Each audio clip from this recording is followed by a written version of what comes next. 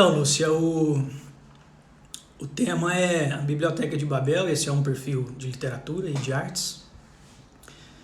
E eu tô agora com um projeto de falar sobre literatura e as relações que a literatura tem com as artes a partir dos textos, né? A partir dos livros e dos contos, crônicas, poemas, e fazer relações disso com a pintura, com a escultura, com música.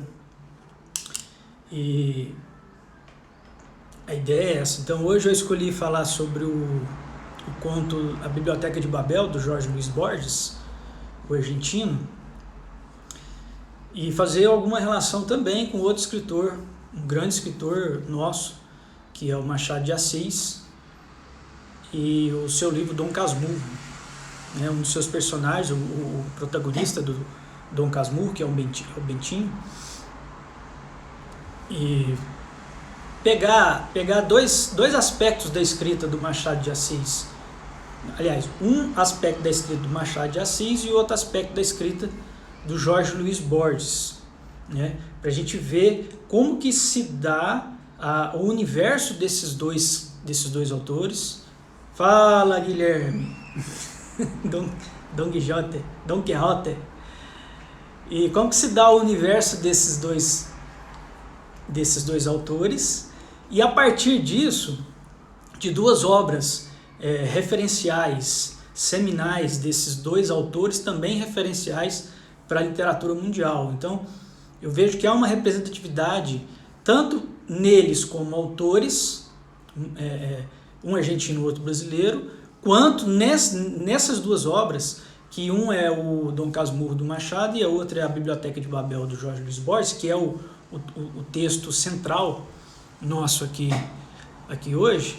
E a partir disso, nós termos um pouco mais de experiência com esses textos, de experiência com a literatura, com a arte, como que isso pode afetar a nossa vida. Então, o que não é essa live? Não é crítica literária e também não é resenha de livro ou de capítulo de livro, ou de qualquer que seja o gênero e a modalidade do texto. Pessoal, sejam bem-vindos a galera que está chegando aí. E são percepções minhas como leitor e como escritor também, né? Não é bem uma resenha de escola, né, Guizeira? Mas a ideia aqui não é essa, né, fazer resenha, apesar que ela tem o seu lugar e ela é importante, mas não é o objetivo nosso aqui. Então eu quero, antes de entrar no conto, que a maioria de vocês que estão aqui vieram para essa live sabendo que a gente vai falar do conto A Biblioteca de Babel, eu quero falar um pouco do que é literatura para mim. Claro, eu não quero apresentar nada novo aqui, não seria pretencioso, nem louco, né, de querer apresentar. Eu tô tomando um vinho aqui, gente. Vocês estão servidos aí? Tomando um vinhozinho também? Mas eu quero, antes de mais nada, apresentar para vocês o que é para mim literatura.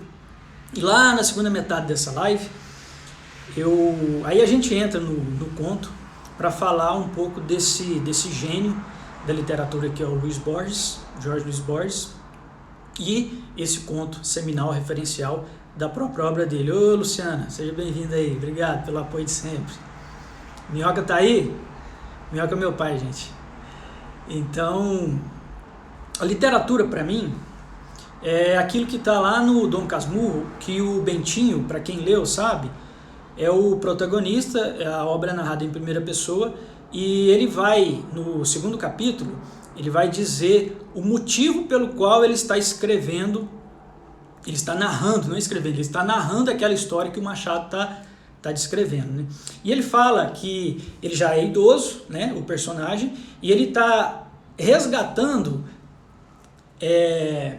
vivências, memórias dele de quando ele era adolescente, o início da adolescência e até a idade adulta dele, e durante algumas décadas da vida dele. Então, ele diz que o objetivo dele ali... Oi, prima, seja bem-vinda. O objetivo dele ali é atar as duas pontas da vida. Então veja que essa frase do Machado, na verdade, na boca do personagem Bentinho, ela é chave para nós entendermos, começarmos a entrar nesse universo da literatura, esse universo maravilhoso, fantástico, incrível da literatura, que a maioria das pessoas, até que leem literatura, não tem ideia do que é isso. E a ideia, o objetivo nosso aqui é esse, dar melhores, preparar mais leitores para que leitores se tornem bons leitores, porque leitor todo mundo é o que nós vamos ver daqui a pouco. Seja bem-vindo, bem-vinda, pessoal. Bernardes aí, SB Bernardes. E a ideia é essa. Então, quando o Bentinho fala que o meu desejo ao narrar essa história é atar as duas pontas da vida, para o Machado, atar as duas pontas da vida não é atar a ponta do nascimento e a ponta da morte, porque para muitos de nós, o que nós fazemos aqui é esse espaço entre o momento do nascimento e o momento da morte. Mas o Bentinho, lá em Dom Casmurro, ele está ligando a infância dele à velhice, porque ele se tornou uma pessoa frustrada diante de algumas ou várias experiências da vida, e ele tenta resgatar e atar essas duas pontas através da história que ele está contando. Mas em Jorge Luiz Borges é um pouco diferente. Por isso que esse conto, A Biblioteca de Babel, eu não sei quem de vocês leram. Quem leu? Quem leu aí? Fala aí, gente. Oi, Lu. A Lu lá do Rio de Janeiro, minha amiga do curso lá do pós-graduação. Seja bem-vindo, Lu. Obrigado por ter vindo. Alguém aí já leu ou leu agora recentemente A Biblioteca de Babel?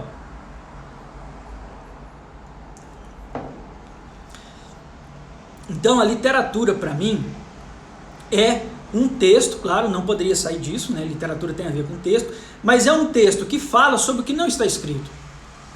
Parece contraditório isso? Beleza, Guizão, tranquilo. Parece contraditório isso, mas para mim, literatura é um texto que fala do que não está escrito. Mas por que o que não está escrito? Porque a literatura transcende a palavra, transcende a própria linguagem. Então, a literatura lida com símbolos, lida com referências, né? Lida com aquilo que está por trás do texto. Por isso que a literatura e as artes, de uma forma geral, elas lidam com o seu objeto de trabalho dessa forma. Então, a pintura leva o espectador daquela pintura a olhar e ver além daquilo que está na pintura. A fotografia da mesma forma. E qualquer que seja a arte, ela te tira daquele ponto ao qual você está diante, ou do escrito, ou da pintura, da escultura, que seja cinema, qualquer que seja a arte, e ela leva você para outro patamar, para outra experiência. Então, a literatura para mim é isso. E tem uma metáfora que o pessoal usa muito para representar a literatura, que é o do iceberg, né? Você já viu essa metáfora? Que o iceberg, a ponta do iceberg é o texto. E o que está por baixo, o que está abaixo do nível do mar, do oceano, então toda aquela montanha que se emerge das profundezas do oceano, e aquilo que nós vemos acima do nível do mar é o texto. Então a literatura, essa metáfora, eu acho ela pertinente, porque ela nos dá uma boa ideia de que não é só o texto é apenas a representação gráfica daquilo que o autor está criando. Então a literatura ela vai mais fundo, ela vai, não sei se você já viu, mas eu vou expandir um pouco essa metáfora do iceberg para você entender o que para mim é a literatura. Então, se o que está acima do nível do mar, que é o iceberg, é a letra, é a representação gráfica, o que está por baixo é a verdadeira experiência da literatura, que não está no texto, então o mar ele tem 5 níveis de profundidade.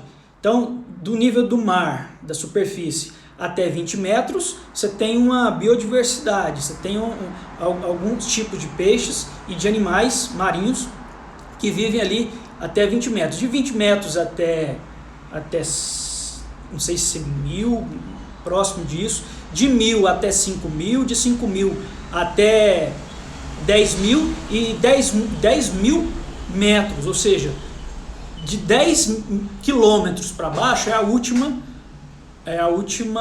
nível desse mar que é a Fossa das Marianas, lá no Pacífico.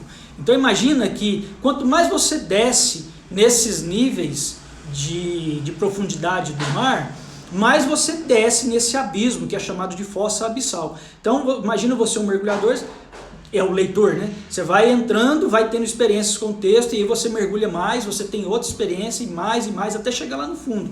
Então a literatura, ela é a junção do mergulhador com a profundeza. Não é só a profundeza em si, porque a profundeza em si não faria sentido se ninguém, em termos de experiência para o humano, não faria sentido se para o mergulhador ele próprio não fosse lá. Então, à medida que você vai mergulhando na literatura e vai lendo o que não está no texto, e você vai tendo experiências com aquela forma de representação criativa, e aí a experiência é única, ela é sua, ela é somente sua. Então, por isso que não adianta entre você ver eu falando sobre literatura e você ir na literatura por si, escolha ir na literatura. Por isso que as lives que se darão aqui, eu sempre vou sugerir que vocês leiam o texto ou antes ou depois, porque nada substitui a experiência do leitor com a literatura. Então a literatura é isso, é esse mergulhar nessa profundeza abissal, que não está naquilo que nós vemos, que é o iceberg, né? E sobre o Borges, né, que o conto A Biblioteca de Babel, desse autor que eu apresentei já lá no início. Ele é considerado, eu achei isso curioso quando eu descobri, ele é considerado o maior leitor do século XX. Então você imagina, o maior escritor do ano de 2020 ou do ano de 2019, que é representado pelo vencedor do Prêmio Nobel, né? Agora imagina o maior escritor do século. Agora imagina o maior leitor do século XX. Quer dizer, isso é uma opinião de alguém que estudioso da obra do Borges, falou sobre o Borges, considerou como o maior leitor do século XX. Mas para entender um pouco a obra do Borges, claro que não dá para a gente mergulhar a fundo aqui, nós temos que ver 3 frases que ele disse, ou em poema ou em entrevista. E a primeira, ele diz no poema Um Leitor. Se você quiser ir anotando aí as referências que eu vou dando, se você quiser pesquisar depois, fica melhor para você. Então, no poema Um Leitor, o Borges diz assim: que outros se vangloriem das páginas que escreveram, eu me orgulho das que li. Então, o Borges, ele tinha mais orgulho dos livros que ele leu. Só um minutinho. Lígia, depois você coloca esse comentário lá no final, que nós vamos ter um tempo para vocês interagirem conosco. Se vocês quiserem, pode bater papo aí, pode comentar, não tem problema não, mas às vezes eu não consigo ler, não vou conseguir ler e manter meu raciocínio aqui. À medida que eu for aprendendo a lidar com isso aqui, eu pretendo fazer essa interação mais aberta e objetiva com vocês, tá bom? Então, esse verso do Borges, do poema Um Leitor, quando ele diz que tem mais orgulho dos livros que leu do que dos textos que ele escreveu, fala da paixão dele que ele tem pela literatura. Então, quando nós vamos falar daqui a pouco sobre a Biblioteca de Babel, isso já é um indicativo do que a literatura representa para ele, porque a Biblioteca de Babel fala disso. Ô Danilo, que bom que você está aí, obrigado, valeu. Débora, chegou aí, a Lígia, valeu Débora, tamo junto aí. Segundo verso, que está em outro poema do Borges, que ele também era poeta, diz assim, e o título do poema é o Poema dos Dons, anota aí. Diz assim: sempre imaginei o paraíso como uma espécie de biblioteca. Então veja que o universo particular dele, Borges, tinha as referências dele, a maioria delas tem a ver com biblioteca, com escrita, com infinidade, com infinitude, com eternidade, com labirinto. Então, quando ele fala que sempre imaginei o paraíso como uma espécie de biblioteca, nós temos mais um indicativo do que a literatura e os livros representam para ele. E aí, agora, alguns dias, eu estudando sobre o Borges, antes ainda de preparar e ter essa ideia dessa live falar sobre ele, estou produzindo um mini ensaio sobre ele, e eu vi uma entrevista que o Roberto Dávila, brasileiro, fez com o Borges em 85, lá na cidade dele, não sei se Buenos Aires, é uma cidade argentina, provavelmente Buenos Aires, e o Roberto Dávila foi lá no programa Conexão para fazer essa entrevista com o Borges. Ele já estava cego, já havia 30 anos que ele estava cego, foi um ano antes da morte dele, o Borges, essa entrevista dada para o Roberto Dávila. E lá no final da entrevista, está no YouTube, se você quiser pode pesquisar aí, você digita entrevista Jorge Luiz Borges, Roberto Dávila, 15 minutos de entrevista, muito legal. E o Roberto Dávila falando sobre a experiência dele e do Borges, o entrevistado, e a grandeza dele como autor e como leitor. E aí o Borges falou assim, eu nunca li um livro até o fim. Gente, ele foi diretor da Biblioteca Nacional da Argentina. Ele foi professor de literatura inglesa e literatura americana. Ele é considerado um dos maiores escritores do século XX, se não um dos maiores da história. Como que alguém em uma entrevista, no final da sua vida, fala que nunca leu... Ô, Clô, chega aí, meu brother. Bom demais. A Cleidinha também. Valeu, gente. Vamos lá. Então, como que alguém que tem toda essa grandeza, essa experiência como escritor e como leitor, de repente, no final da vida dele, ele fala assim, nunca li um livro até o fim. E aí falou de alguns livros lá, que ele leu até o fim, uns 2 ou 3. Eu te pergunto, como que um dos maiores escritores da história, no mínimo, um dos maiores escritores do século XX, o maior leitor do século XX, eleito por algumas pessoas, diz para você, numa entrevista, que nunca leu um livro até o fim? Não é assim contraditório isso? Clô, tomando um vinho aqui, tá? Toma aí também, pra gente tomar junto. Mas aí, eu conversando com o Luciano Luzeira, que chegou aí, meu parceiro de literatura e de tantas outras coisas, e aí nós tivemos uma sacada que o Borges, ele como um grande leitor e grande escritor, ele nunca dá por encerrado leitura alguma. Como um grande leitor, como que ele vai dizer que ele terminou de ler um livro? Gente, terminar de ler um livro é ter todas as experiências possíveis de leitura e de possibilidades de sentido que aquele livro pode dar. E eu te pergunto, quando você vai ler um clássico, ou que seja um livro que você gosta, que não seja clássico, você consegue esgotar todas as possibilidades de experiência, de significação daquele livro, em uma leitura, ou em 2, em 3, em 10? Não. E aí na mesma entrevista o Borges fala, eu gosto muito de reler. Gente, como que ele fala que ele releu um livro que ele nunca terminou? Não faz muito sentido. Ele fala assim, não, eu gosto mesmo de reler, eu não gosto de ir na leitura até o fim. E aí é que está a sacada dele como leitor. O Machado de Assis, que eu já citei e vou voltar a citar lá, Tatiana? Eita, tava sentindo só falta aí. Se era parente do homem que sabia javanês, né? Bom, eles eram contemporâneos, né? Foram contemporâneos, quem sabe, né? Boa. Você está assistindo as aulas do Rodrigo, né? Bom demais.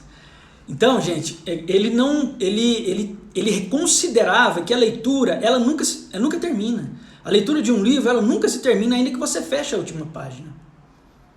E aí, o Machado de Assis, ele falou que livros relidos são livros eternos. Pensa nessa frase um pouquinho para você ver. Vou falar de novo. Livros relidos são livros eternos. Como que quanto mais você lê um livro, menos você termina, mais distante você está de terminar esse livro. Eu estou relendo o Dom Casmurro agora, rapaz, que loucura. Que experiência que eu estou tendo, parece que eu não li o livro, é a segunda vez que eu estou lendo, então parece que eu não li nenhuma vez. O tanto que as experiências são outras. Você é outra pessoa, né? Desde que você leu lá atrás e agora está relendo. Então, claro, isso aqui é só uma suposição minha, certo? Como eu apresentei lá no início. Então, quando o Borges fala que nunca terminou de ler um livro e ele gosta de reler os livros, é porque ele nunca de fato ao fechar a última página do livro, ele tem outra experiência com aquela leitura e depois quando ele relê, ele tem outra experiência. E é assim que se dá a leitura e é assim que tem que ser. Então a proposta aqui é para que a gente forme melhores leitores. Veja, não estou propondo aqui formar leitor. Todos nós somos leitores. A proposta aqui é que nós formamos uma comunidade e você convide um amigo, uma amiga sua, seja lá quem for, para que os textos, para as próximas lives, você leia e discuta com essa pessoa, para que posteriormente a gente venha e discuta entre nós aqui. Gente, uma coisa simples, leve, agradável, prazerosa, maravilhosa. Se você ainda não teve esse tipo de experiência, o convite é esse, é agora. Para nós participarmos aqui e formarmos esse grupo. Então o Borges, ele partia desse entendimento ao qual eu estou propondo para que nós tenhamos aqui. Um livro nunca um grande livro, uma grande leitura, um grande texto, nunca se termina de ler. Então, eu vou agora falar um pouco sobre o conto, né? Já são 8h25.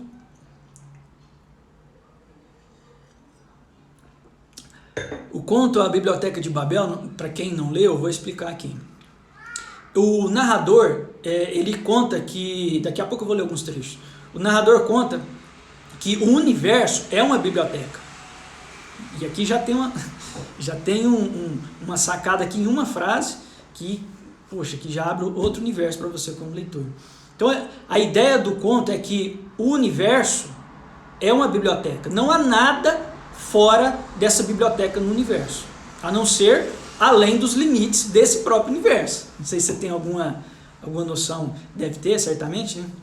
de astronomia, de cosmologia, astrofísica, sei lá o que for, mas todos nós temos noção que o universo, se ele não é infinito, nós, como seres humanos, nunca teremos uma experiência de descobrir, de ir até esses limites desse universo. Então ele coloca que o universo é uma biblioteca.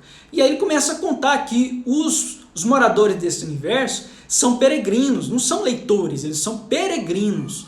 Eles são pessoas que estão em busca de respostas. Da mesma forma que nós estamos em busca de respostas aqui, no universo, na Terra especificamente, esses moradores dessa livraria, ao qual essa livraria é o universo, está nessa peregrinação. E o universo lá, no conto, são hexágonos sobrepostos uns sobre os outros, de forma que os hexágonos não estão somente uns sobre os outros, como eles estão ao lado uns dos outros, como se fosse uma colmeia. Imagina uma colmeia. Você já viu uma colmeia aberta? Então o universo é aquilo. Então cada hexágono lá tem os livros, aos quais não somente foram escritos, mas como são possíveis de serem escritos. Então ele faz uma análise combinatória. Você sabe, gente, é genial esse conto. Você não leu ainda não, você está perdendo. Ele faz uma análise combinatória dos 25 símbolos, 22 letras, mais a vírgula, mais o ponto e mais o espaço, são 25 caracteres. Então ele faz uma análise combinatória. Você sabe o que é análise combinatória? Quem sabe o que é análise? Quem que é matemática aí? Gente, análise combinatória, uma dica. Se você quiser ganhar na Mega Sena, faça uma análise combinatória. O que é uma análise combinatória na Mega Sena? Você pegar os 6 números da Mega Sena e fazer todas as combinações de números possíveis com esses 6 números, ou seja, 6 caracteres. Só que por que às vezes não vale a pena você fazer essa análise combinatória na Mega Sena? É porque talvez você tenha que gastar mais para pagar os bilhetes do que o prêmio que você... Teve gente aí que ficou feliz. Nossa, vou ganhar na Mega Sena agora. Mas tem gente que faz isso. Então, quando o prêmio é muito grande, algumas pessoas fazem isso, pessoas ricas. Então vai lá e faz todas as possíveis formações numéricas de combinações desses 6 caracteres, que são os 6 números da Mega Sena. Isso chama análise combinatória. Então veja, o Borges fez isso no conto com esses 25 caracteres. Então, nessa biblioteca que é o universo, a Ana é da matemática aí, né?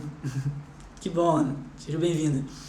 Então, o Borges faz essa análise combinatória com esses 25 caracteres, que são 22 letras, vírgula, espaço e ponto final. Né? Gente, então, no conto, é um conto curto, 6, 7 páginas, ele vai fazendo... Então, o que é uma análise combinatória, assim, na prática, aqui, para dar um exemplo? Ele coloca lá A, infinitamente, até o caractere 21. Aí no caractere 22 ele coloca um B. E aí vai A. No caractere 20 ele coloca um C.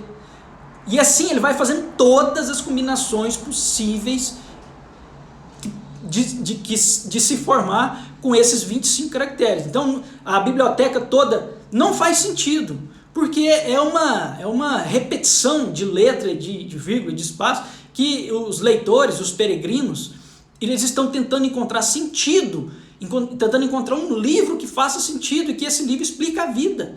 E o que é a vida? Nós não estamos tentando encontrar sentido para a vida? Tudo bem, tem gente que não procura isso mais.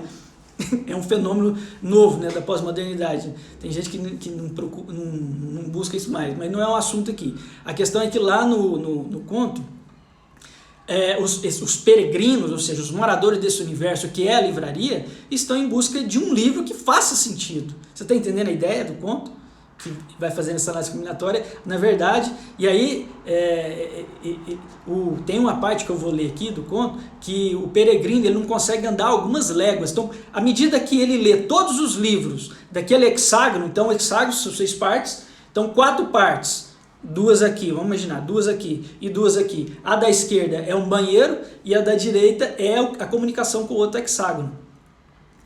Então, não, desculpa, um é para ele dormir e a outra é para ele fazer as necessidades fisiológicas lá.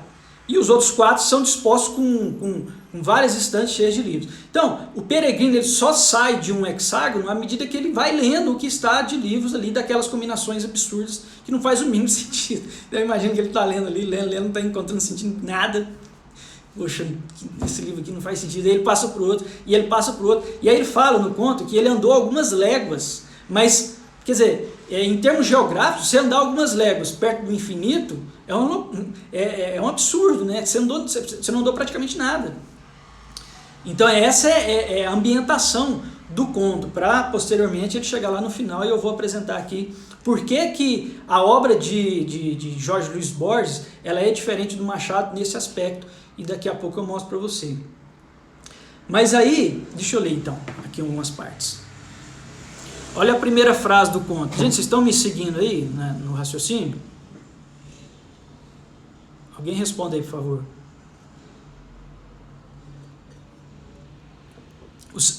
O raciocínio está claro, pessoal?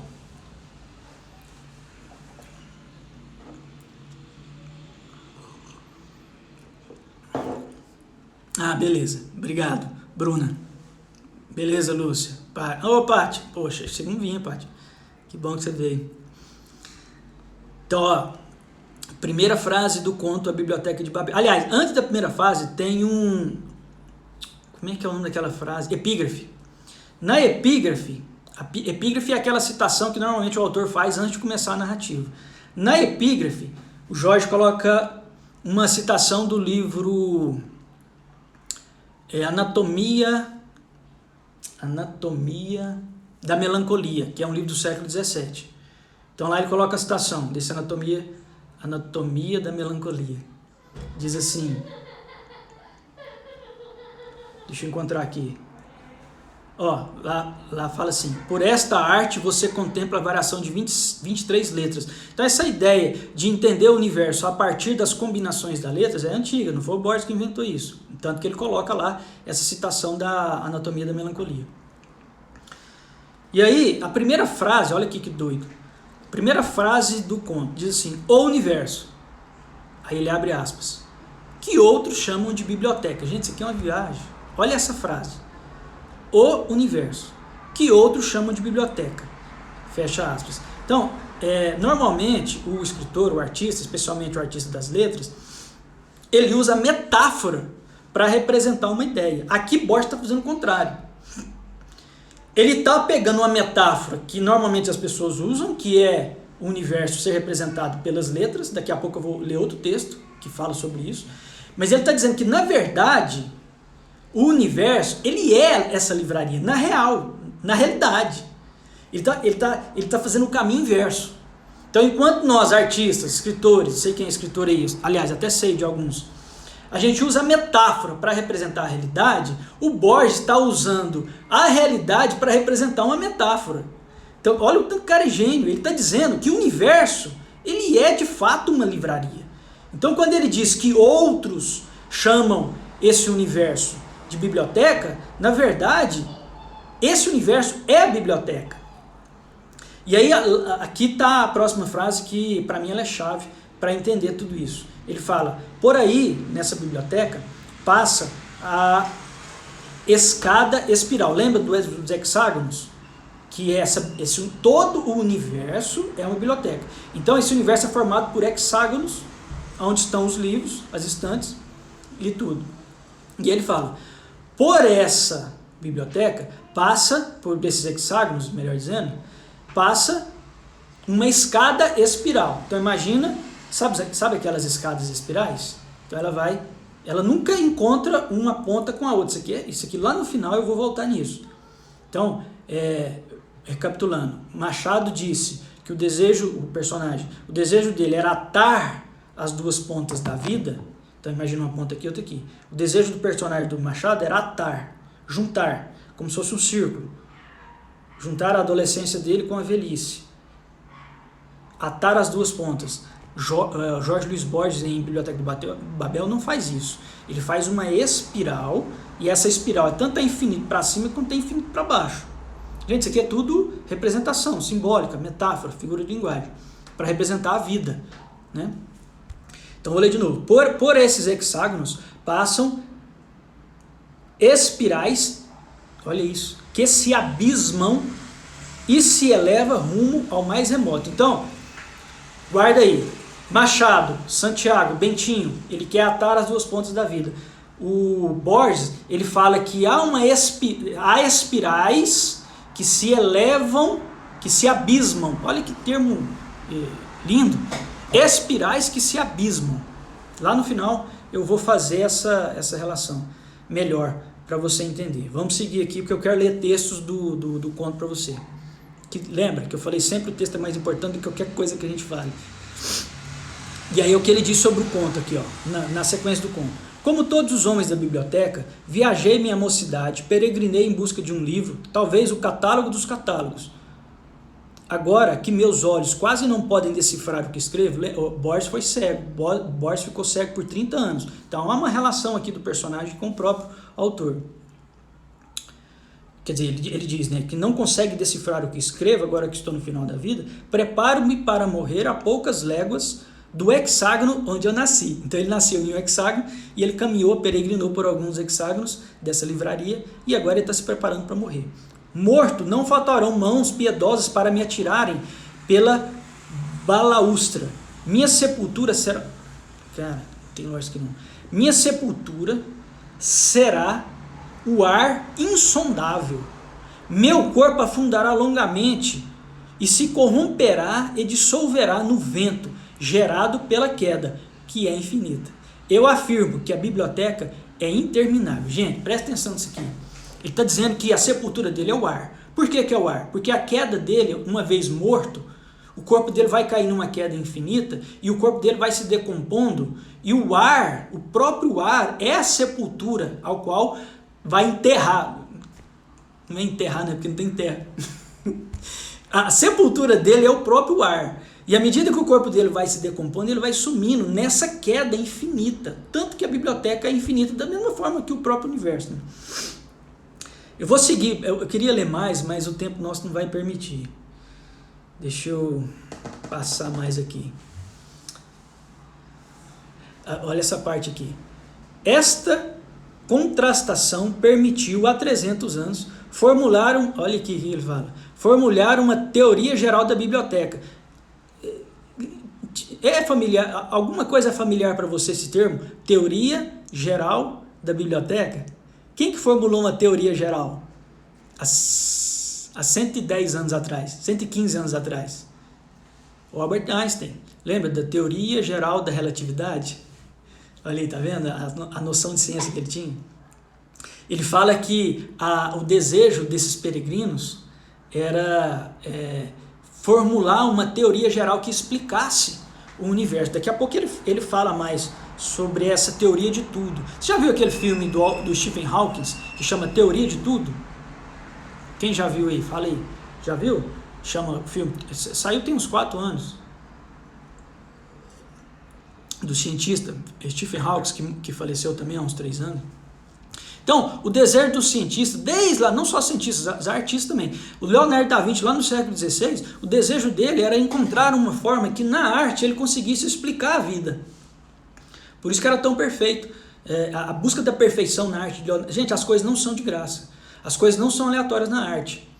Então, quando o Leonardo da Vinci ele tenta representar a vida através de uma pintura, ele está tentando explicar a vida naquela arte dele. Então, esse desejo de formular uma teoria de tudo é coisa antiga. E o Jorge Luiz Borges aqui fala, formular uma teoria geral da biblioteca. Biblioteca é o quê? Universo. Teoria geral do universo. Mas aqui ele substitui para teoria geral da biblioteca. É lindo demais. Nossa, é tanta coisa aqui que eu queria ler, mas não vai dar tempo. Mas depois você lê o texto lá. Deixa eu passar aqui. Já não me impressiona não, senão eu dou até cabeçada na parede. Calma aí. Deixa eu ver aqui o que é mais representativo pra gente aqui. Tô resumindo. Aqui ó. Esses exemplos permitiram que um bibliotecário, então lá tinha peregrino, inquisidores, os inquisidores fazendo uma representação com os inquisidores lá da Idade Média. Os inquisidores são aqueles que vão atrás dos livros que não podem ser lidos, e aí eles queimam os livros, aí não adianta queimar, porque são trilhões, quintilhões de livros, o que adianta queimar um caminhão de livro ali, sendo que tem um quintilhão de livros. Então, esses exemplos, ele diz, esses exemplos permitiram que um bibliotecário de gênio descobrisse a lei fundamental da biblioteca. Tá vendo? Aqui ele volta na ciência, dizendo que algum gênio lá, sei lá quanto tempo atrás, descobriu a lei fundamental da biblioteca. Então eu vou seguir aqui, o Guiseira já falou que eu estou resenhando aí. Não vou resenhar então não, Guiseira. Deixa eu continuar aqui. Nossa, olha essa frase aqui, Guiseira, presta atenção aqui, isso não é maravilhoso. Também se esperou, então, o esclarecimento dos mistérios básicos da humanidade, ou seja, a origem da biblioteca e do tempo. O que a ciência está buscando? A origem do universo, não é? Então aqui ele está falando a origem da biblioteca e do tempo. Não só a origem da biblioteca, mas a origem do tempo também, né? Eu acho isso aqui legal demais. Ele fala assim, ó, uma seita blasfema sugeriu que as buscas cessassem e que todos os homens baralhassem letras e símbolos, até construir, mediante uma improvável dádiva do acaso, esses livros canônicos. Então aqui ele está criticando o quê? A ciência. Ele está dizendo uma seita blasfema. Então lembra que a literatura nunca é sobre o que está escrito, é sobre o que está por trás do texto. Então quando ele fala seita blasfema, ele está dizendo por trás do texto que há algumas pessoas, não é a ciência em si que ele está criticando, mas algumas pessoas estão querendo explicar a vida, a origem do universo, ou que seja, qualquer aspecto misterioso da vida, através simplesmente do que se vê, do que se pode tocar, do que se pode palpar, do que se pode explicar por meios materiais. Está dizendo isso que é impossível, isso é uma seita. Seita no sentido de religião, né? É uma seita. E ele faz essa sutil crítica a esse grupo de pessoas. Vamos tocar aqui. Outra legal aqui, que só fazer um contraponto com essa última parte que ele fez. Só um minutinho. Eu não estou encontrando aqui, eu já estou no final do conto, mas ele está dizendo que alguns jovens, eles se ajoelham e adoram esses livros, mas na verdade eles não entendem nada que está escrito. Aqui já é o outro lado. Se lá, que eu acabei de ler, ele está sutilmente criticando os naturalistas, os positivistas, aquelas pessoas que querem explicar a vida somente por aquilo que ela pode tocar, ver e explicar por meio de experimento laboratorial. Aqui ele está falando da religião mal formulada, mal pensada, seja lá que tipo de que ele está fazendo aqui. Mas ele diz que algumas pessoas se ajoelham e adoram esses livros, mas não entendem nada que está escrito. É genial demais, né?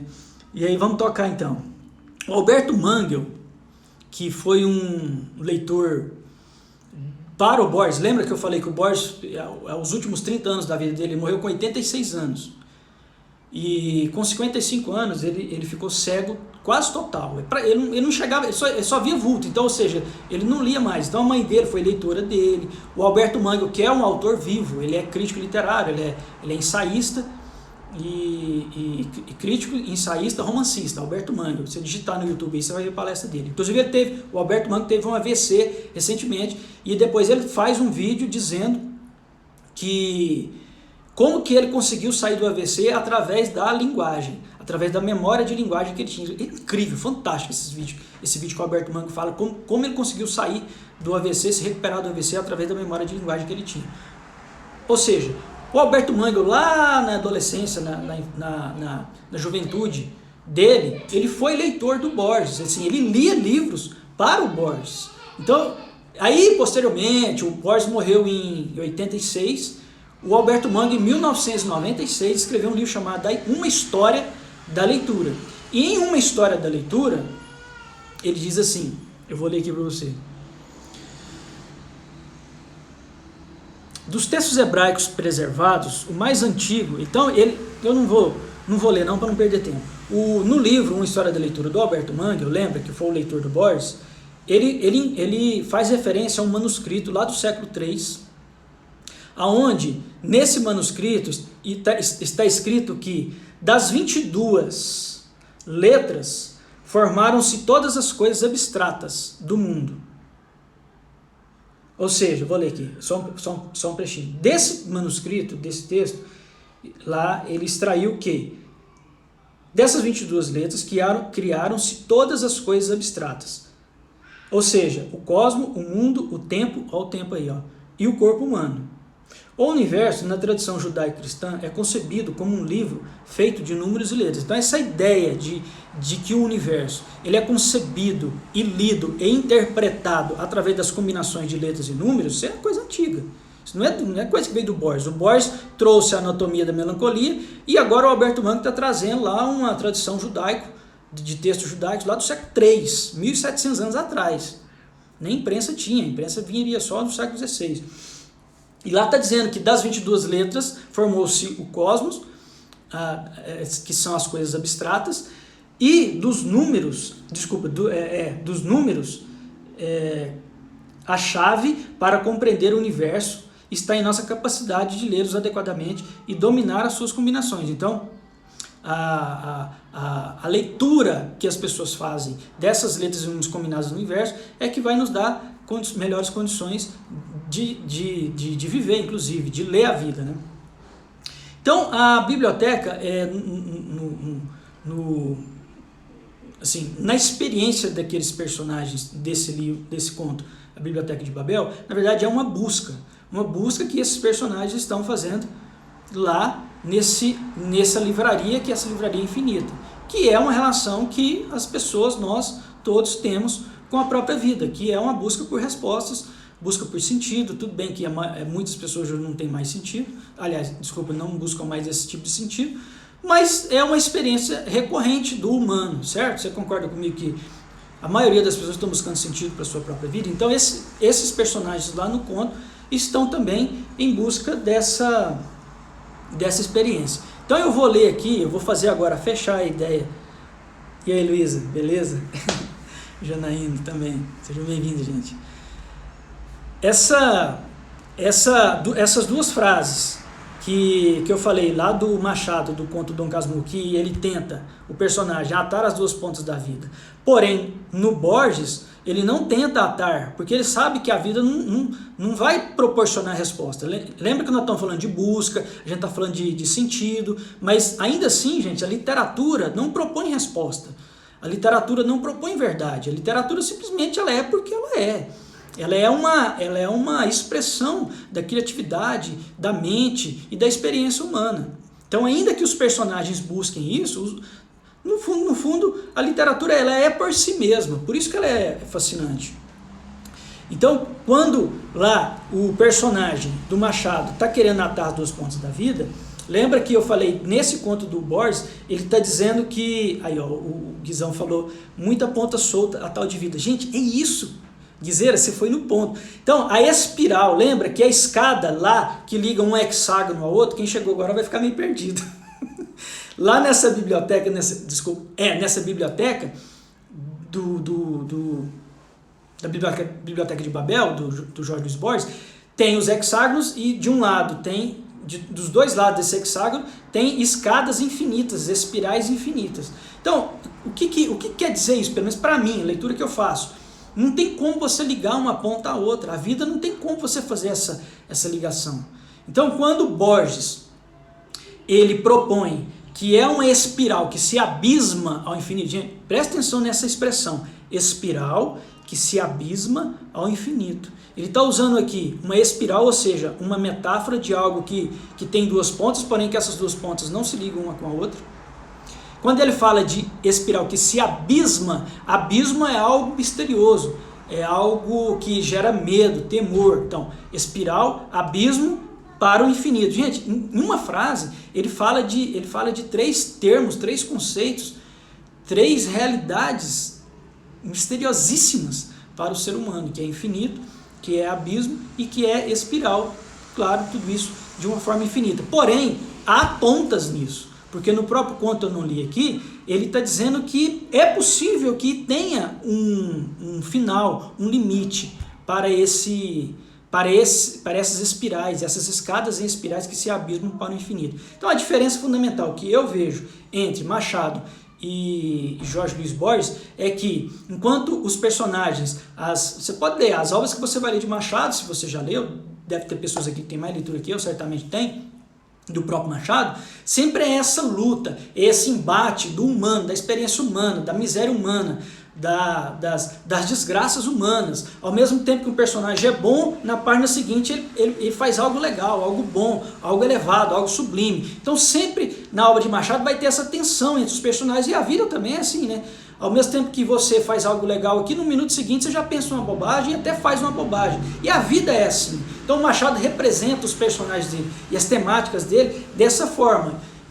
De que forma? Que o homem, as experiências do homem, as nossas experiências como humanos, elas são riquíssimas, porém, e ao mesmo tempo, medíocres. Então Machado trabalha os temas dele dessa forma nas obras dele. Agora o Jorge Luiz Borges, ele trabalha ele já vai para outro caminho. Qual é o caminho?